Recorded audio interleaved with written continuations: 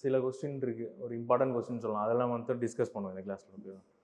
So இப்போ பாருங்கள், 13 cube plus 7 cube divided by 13 square plus 7 square minus question mark equal to 20ன்னு கொடுத்துருக்கான்.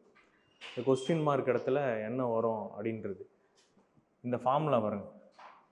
ஏ cube plus B கியூபோட formula வந்து A plus B into A square plus B square minus AB.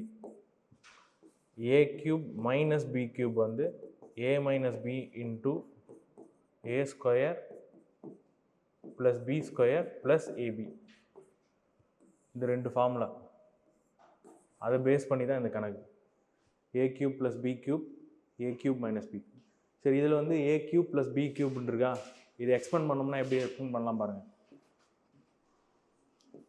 13 plus 7 A plus B into 13 square 7 square minus 91 divided by 13 square plus 7 square minus 91.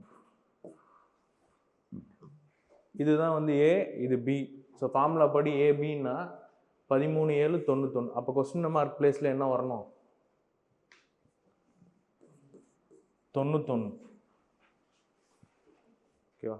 So அதான் formula பாருங்கள். ஏ plus B இதை அப்படியே expand பண்ண ஏ plus பின்னா 13 plus 7 into A square 13 square plus B square 7 square minus ஏபின்னும் போது 13 7 91.